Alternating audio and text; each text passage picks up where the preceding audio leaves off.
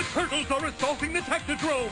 Inside are the Foot Clan's weapon storage chamber, Krang's laboratory, and Shredder's master control room. Huh? Turtles? Oh, they've been spotted. Now they'll have to watch out for the I Spy radar, that hidden ooze pit, the spike back door. Turtle soup time! Oh no, an ooze scanner, a brain scrambler, and mutant manacles. Can Leonardo rescue them? Sure hope so. Teenage Mutant Ninja Turtles from Playmate. So the phrase Holy Grail gets kind of tossed around willy-nilly these days, but typically it's used to signify an achievement or an actual physical item that has eluded a person for a long period of time. My personal Holy Grail, being a toy collector, has always been the 1990 Playmates Technodrome toy set from the Ninja Turtles line. Not because it was the rarest toy or the most expensive toy ever made, but for me personally, being a very poor kid coming from a very meager beginning, well, the fact that my family was able to cobble together the $50 that this playset originally cost back then was nothing short of amazing. And now finally we are reunited once again. My childhood dream, the Technodrome playset, is back into my loving arms and back into the collection. But before I show it off, let me tell you about today's video sponsor, because without video sponsors, I wouldn't be able to upload videos like this. Shout out to Skillshare for sponsoring this video and all the work they do helping creators on this platform. Haven't heard of Skillshare? Well, let me educate you. Skillshare is an online learning community with thousands of inspiring classes for creators. You can explore new skills, deepen existing passions, and get lost in creativity. It's curated specifically for learning, meaning there are no ads and they're always rolling out new classes for you to discover, so you can stay focused and follow along with ease. It's less than $10 a month with an annual subscription, and I just recently finished watching YouTube Success, Script, Shoot, and Edit with MKBHD, and it's always been fascinating to me personally to see the creative process of others, and this class provides wonderful insight as to how you can create the most compelling content with whatever tools you have around you. No fancy or expensive equipment required. The first 1,000 of my subscribers to click the link in the description will get a free trial of the premium membership so you can explore your creativity. So if you're looking to enhance your creativity, make sure you take advantage of this free trial deal.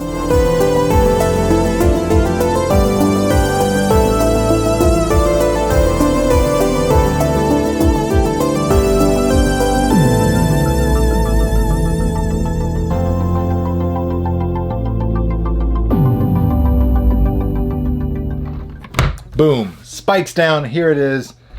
Absolutely thrilled to have this back in my arms and into the collection. It's not perfect, it's not absolutely immaculate, pristine, but it's everything I wanted. It is a relatively complete, I say relatively, it's 99% complete. It's only missing one single piece. It's a red little circle disc called Krang's Escape Hatch. So if you know if anybody's got one, is willing to sell it to me, let them contact me in email. But other than that, it is complete.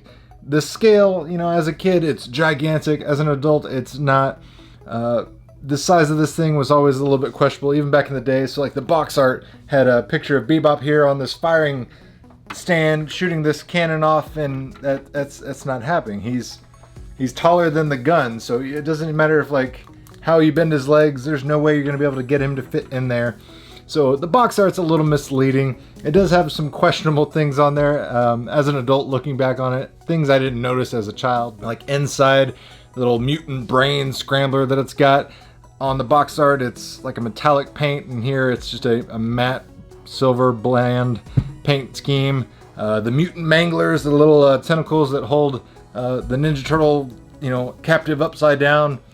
The orientation of the C-clamps on those are a completely different angle than they are on the actual product, so you can't actually physically replicate what you see in the box art. So they've definitely done some little advertising photo quirks back in the day when they were shooting that prototype. You can also see some little differences, like these parts of the Technodrome are actually a little more pronounced on their prototype that's on the box art, as well as when Bebop is shown inside the actual Technodrome in the gunning position.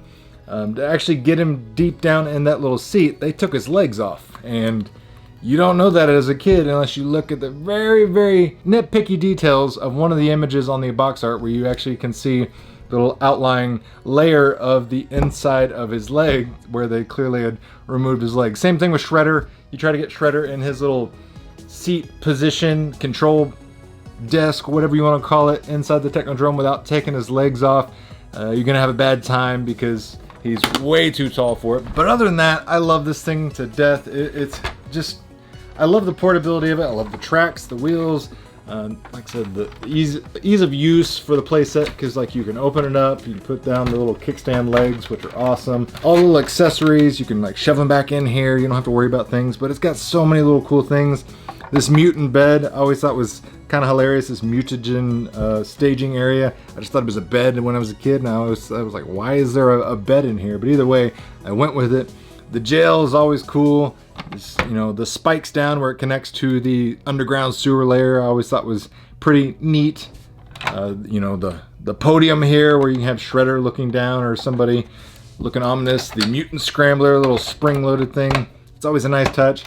Krang's, you know, little podium over there, his throne is awesome. Like I said, I just need to get that escape hatch, so this will be 100% complete. But speaking of complete, and this is why it's taken me so long to kind of track this down, is yeah, you can find something like this on eBay for, you know, $250 that's complete, or $300. Those pop off, you know, relatively, you know, frequently. I'm not going to say they're there every day, but this was what I was really after. One that was in box, had, you know, almost all the accessories. So like I said, 99% complete. That's good enough for me. I'll find that missing piece. But the box is so hard to find, and if you do find one that has the box is definitely mangled. This looks really good for its age. It does have a few, you know, little scrapes and a nick there on the back, but overall the lines are straight. The front presents well.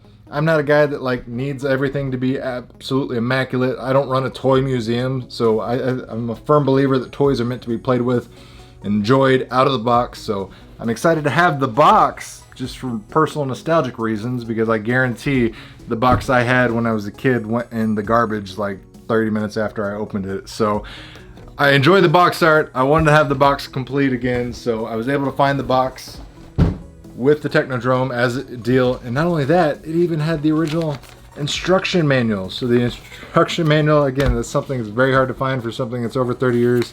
And it even has the Technodrome blueprints, which again, something that's very hard to find these days. It does have a little bit of a stain there, but that's not a big deal to me. Like I said, this is a nostalgic thing. This is not something I'm gonna resell or looking to make money off or anything like that. This is just something that was always near and dear to my childhood that I've always wanted back, because I played with my original one until it was, you know, just parts and pieces.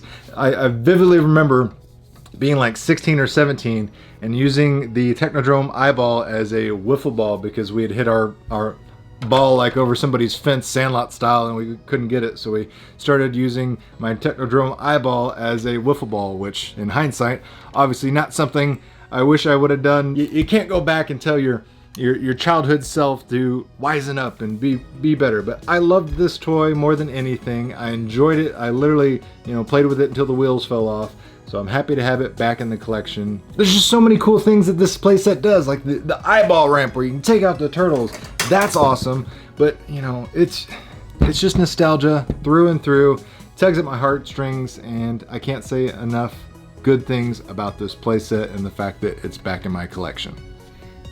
And that wraps it up for today's video. Guys, let me know in the comments down below what your holy grail is. Is it a toy? Is it a video game? Is it a bicycle? Something from your childhood? Something from your teenage years? Let me know in the comments down below. Anyways, if you enjoyed the video, make sure you hit the like button, share it with your friends if you found the information helpful. And as always, thanks for watching, guys. It really means a lot.